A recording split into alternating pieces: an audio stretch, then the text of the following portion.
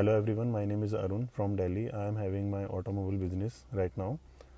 आज मैं आप लोगों के साथ अपनी एनजाइटी की स्टोरी शेयर करना चाहता हूँ। मैंने कैसे इससे सफ़र किया, कैसे इसको ठीक किया, कैसे इसको बीट किया, क्योर किया।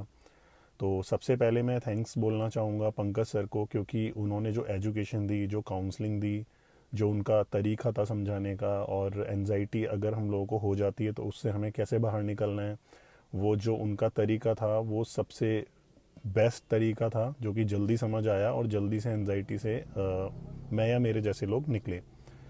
तो मेरे को मेरी स्टोरी ये है कि मैं एकदम फिट हुआ करता था, एथलीट था, रनर था, जिमिंग, ये सब सारी चीज़ें मैं करता था। मेरी फैमिली के अंदर कोई सीनियर थे तो वो एडमिट थे हॉस्पिटल के अंदर, उनको कार्डियो इशू था, तो 2 दिन मैं हॉस्पिटल में था। कुछ काफ़ी सारे पेशेंट्स को हॉस्पिटल में देखने के बाद, उनके ऑपरेशंस देखने के बाद मैं ओटी के बाहर बैठा रहता था, तो वो सारी चीज़ें देखने के बाद मेरे को डाउट क्रिएट हुआ कि ये प्रॉब्लम्स मेरे को ना आ जाए। मतलब एकदम से डाउट मेरे को होने लग गया कि मेरे को चेस्ट में प्रॉब्लम ना हो जाए, मेरा हार्ट फेल ना हो जाए, मेरे साथ भी ये दिक्कत ना हो जाए। तो वो डाउट मेरा, मतलब रॉन्ग थिंकिंग थी मेरी। तो उस दिन मैं थोड़ा डर गया था, और फिर उसके बाद मुझे डाउट्स होने लग गए। तो कुछ दिन मतलब वो चीज़ दिमाग में चलती रही कि मैं हॉस्पिटल में था, किसी के चेस्ट में प्रॉब्लम थी, किसी के ब्रेन में प्रॉब्लम थी, ऑपरेशंस होके लोग आ रहे थे। ये सब देखने के बाद मेरे को इम्पैक्ट पड़ा था। तो उससे पहले मुझे कभी कोई प्रॉब्लम नहीं थी, थोड़ा सा डाउट्स करने के इशू थे। तो वो उसके बाद मेरे को फिर काफ़ी दिन तक चलता रहा दिमाग में। फिर मेरे को ना हैवी हेड होने लग गया। मेरा मतलब बहुत ज़्यादा, मतलब पूरा दिन होने लग गया था, 6 घंटे, 4 घंटे, 5 घंटे, एक हफ्ता, मतलब लगातार ये चीज़ चलने लग गई। तो मैं अपने हैवी हेड से बहुत परेशान हो गया। उसके बाद मैंने सेकंड डाउट ये किया कि ये सब मुझे क्यों हो रहा है। फिर मैंने वो चीज़ गूगल पर सर्च करी कि why I am feeling light headness around the eyes, मतलब मैं सर भारी फील क्यों कर रहा हूँ पूरे दिन। उसमें काफ़ी सारी चीज़ें निकल के आती हैं कि आपको शुगर है, आपको कार्डियो इशू है, और बहुत सारी बीमारियां रिलेशंस में, मतलब रिलेटेड उसमें लिस्ट में आ जाती हैं। तो मेरे को बहुत ज़्यादा गहरे डाउट होने लग गए। उसके बाद फिर उसके मतलब जब सर भारी होने लग गया तो फिर क्या होता है कि सर भारी ठीक हो गया अपने आप ही, और उसके बाद फिर ना मेरे को चेस्ट पेन शुरू हो जाता है। फिर मेरे को पहले दिन चेस्ट पेन होता है, दूसरे दिन होता है, तीसरे दिन होता है, कॉन्टिन्यू, मतलब मेरे को चेस्ट में हैवीनेस और दर्द होना ये सब होने लग गया। फिर मैं कार्डियोलॉजिस्ट को दिखाया, मेरे टेस्ट क्लियर आए। उसके बाद जब मेरे को ये तसल्ली हो गई कि अब मेरा ये कार्डियो इशू नहीं है कुछ भी, फिर मेरे को फिर मेरा सर भारी हो गया, क्योंकि मैं ओवर थिंकिंग कर रहा था। फिर मतलब डे बाय डे ऐसे होने लग गया, कभी सर भारी हो रहा है, कभी चेस्ट पेन हो रहा है, ये सब। तो फिर मैंने एमआरआई कराया अपने ब्रेन का। फिर चेस्ट पेन का तो वही सिलसिला चालू हो गया, सारे डॉक्टर्स को दिखाना, जनरल डॉक्टर को दिखाना, पास के डॉक्टर को दिखाना। और फिर बहुत ज़्यादा ओवर थिंकिंग की वजह से, डर की वजह से, फिर मेरे को कई बार एनजाइटी होना, जैसे हाथ पैर गर्म होना, एकदम से सोच रहा हूँ, बहुत ज़्यादा ओवर थिंकिंग वगैरह करना, ये सब मेरा मतलब कंटिन्यू चलता रहा। और सिम्टम्स की तो मैं आपको क्या बताऊं कि मतलब मेरे को 4 साल पहले ये चीज़ शुरू हुई थी, तो काफ़ी समय तक तो सर भारी का चलता रहा और मैं आइडेंटिफाई नहीं कर पाया। कभी किसी ने कहा माइग्रेन है, किसी ने कहा कोई प्रॉब्लम है, किसी ने मतलब अलग अलग टाइप से। तो देसी और विदेशी मतलब सारे ट्रीटमेंट्स वगैरह लिए, कम से कम 10-20 डॉक्टर चेंज कर लिए। वही सारे डाउट्स रहते थे, मतलब डॉक्टर के पास से आ जाओ, कॉन्फिडेंस होता था अब कोई प्रॉब्लम नहीं है, थोड़े दिन बाद फिर वही प्रॉब्लम। तो मेरे को इशू थे सर भारी होना और अब चेस्ट पेन होना। फिर उसके बाद ये दोनों चीज़ें थोड़ी थोड़ी फिर, मतलब मैं एक्सरसाइज बहुत करने लग गया था, काफ़ी एक्सरसाइज करने लग गया था, कार्डियो एक्सरसाइज, जिमिंग वगैरह, स्विमिंग, रनिंग सब करने लग गया था। तो मैं थोड़ा ठीक तो हुआ, बट मेरे को ना सडनली फिर कोई ये दो थॉट चले जाते हैं। फिर मेरे को थॉट आता है एक दिन मेरे मतलब लेफ्ट हैंड में और लेफ्ट पैर में मेरे को सेंसेशन होने लग गई, मतलब टिंगलिंग टाइप या कुछ भी है। फिर मेरे को सडनली रेज होता है, मतलब मेरे किसी रिलेशन में किसी को पैरालिसिस हुआ था, तो मेरा दिमाग वहां चला जाता है कि मेरे को पैरालिसिस हो जाएगा, मेरे को प्रॉब्लम हो जाएंगी।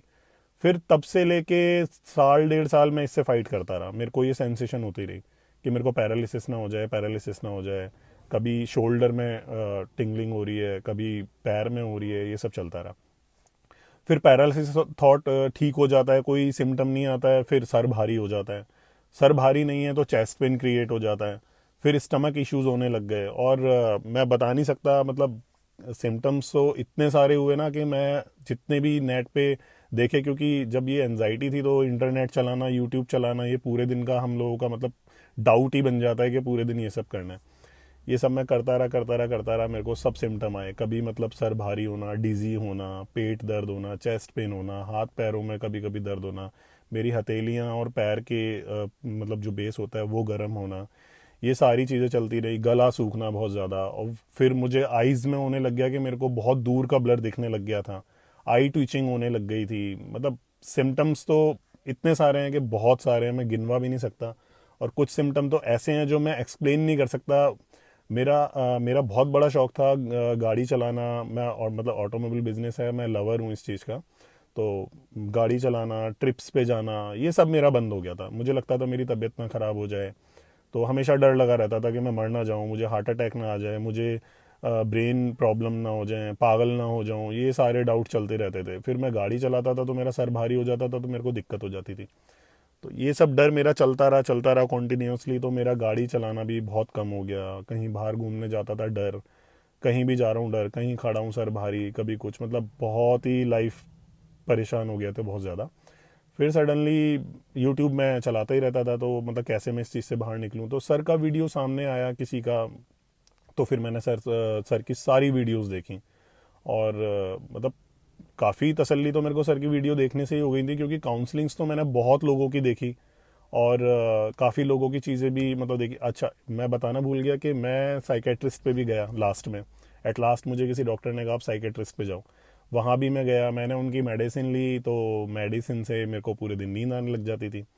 बहुत ज़्यादा नींद, सिम्टम मेरा कभी कोई कम नहीं हुआ था। तो मैंने 6 महीने मेडिसिन भी ली, बट मेरे को नींद बहुत आती थी, और अजीब ही ब्रेन फॉग ना ज़्यादा अजीब सा ही होने लग गया था मेरे को। बहुत नींद नींद पूरे दिन, बहुत आलस हो गया था।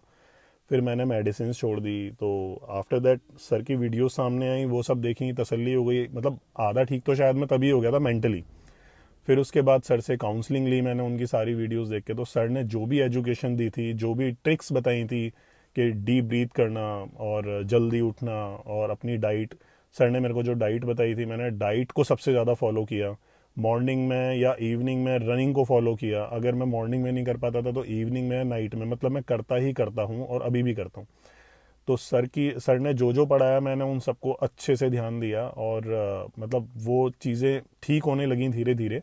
और कई बार ऐसा होता था कि वाइल काउंसलिंग सर को मैं बोलता था कि सर मैं सारी चीज़ें कर रहा हूँ, बट अभी भी वो थॉट आ रहे हैं। तो सर ने बताया उन चीज़ों को कि इन चीज़ों को जैसे आने में टाइम लगता है, जाने में भी टाइम लगता है, बट मुझे लगता है कि आने में ज़्यादा टाइम लगता है, बट ये ख़त्म होने में ज़्यादा टाइम नहीं लगता। आप जल्दी से ठीक हो जाते हैं अगर हम सारी ट्रिक्स अगर हम ट्राई करते हैं तो। मतलब डीप ब्रीदिंग करना थोड़ा बहुत, आप मतलब मैं ज़्यादा योगा नहीं कर पाया, बट थोड़ा बहुत योगा करना, डीप ब्रीथ करना, रनिंग करना, जितनी भी सर ने एफर्मेशंस, ग्रेटिट्यूड, सीबीटी को मैंने बहुत ज़्यादा किया। सुबह शाम दोपहर अगर मैं कहीं बाहर भी होता था तो मोबाइल के नोट्स में सीबीटी करना। तो जितनी भी ट्रिक्स सर ने बताई हैं, जितनी भी माइंडफुलनेस हो गया, एफर्मेशन, ये सारी चीज़ें, सीबीटी मैंने सबसे ज़्यादा करी, रनिंग मैंने सबसे ज़्यादा करी, डीप ब्रीदिंग मैंने बहुत ज़्यादा करी। और कुछ सर का सपोर्ट भी, मतलब काउंसलिंग के बाद भी मैंने सर को कई बार कॉल किए, तो सर का सपोर्ट भी हमेशा रहता था कि भाई ये चीज़ ऐसे ठीक हो जाएगी, वैसे ठीक हो जाएगी। तो मतलब पॉजिटिव भी सर ने काफ़ी किया। जो एजुकेशन है उसने तो किया ही है।